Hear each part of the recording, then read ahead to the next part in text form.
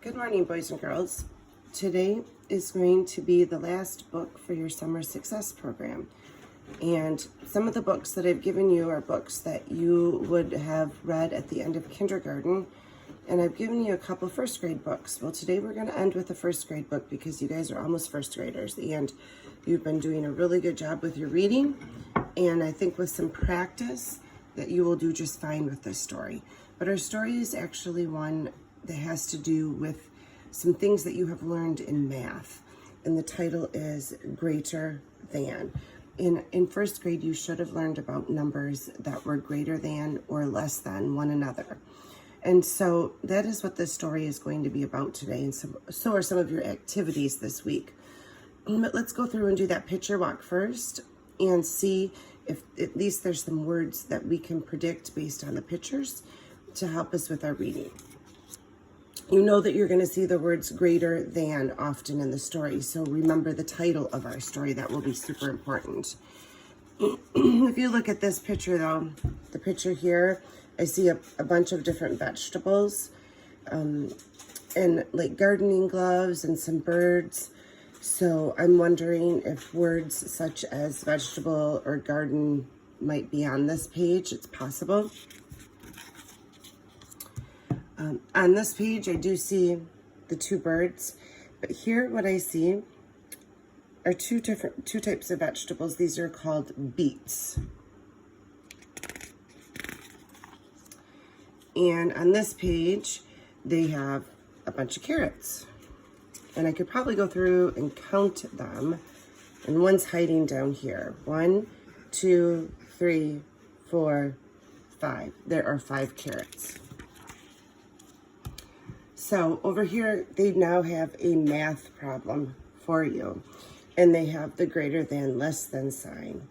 And remember that the larger part of the greater than sign is pointing to the number that is the largest. And the small point of that sign is pointing to the smallest number. So this math sentence reads, 5 is greater than 2. And it shows you the 5 carrots and the 2 beets.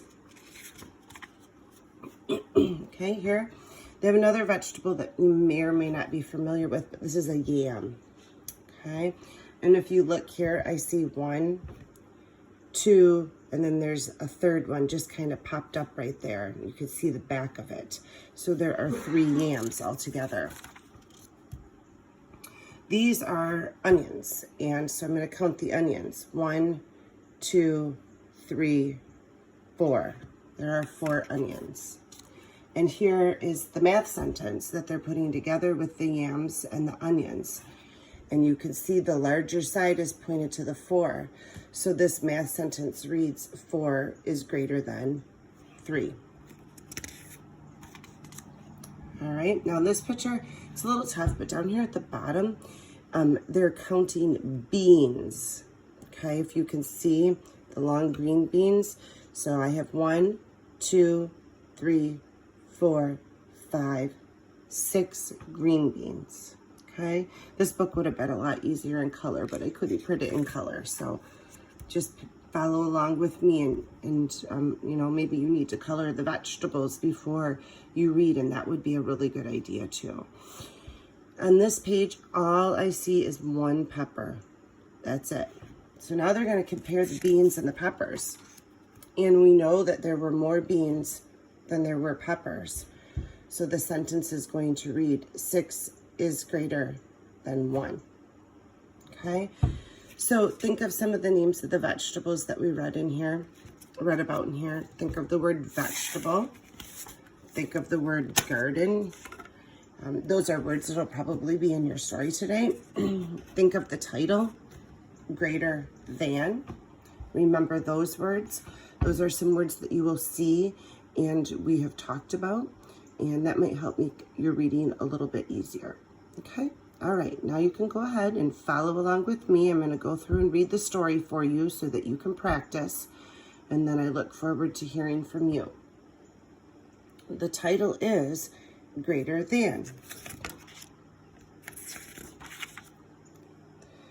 Many vegetables grow in the garden. Compare the numbers to find which one is greater. There are 2 beets. There are 5 carrots. 5 is greater than 2. There are 3 yams. There are 4 onions. 4 is greater than 3. There are 6 beans. There is 1 pepper. 6 is greater than 1.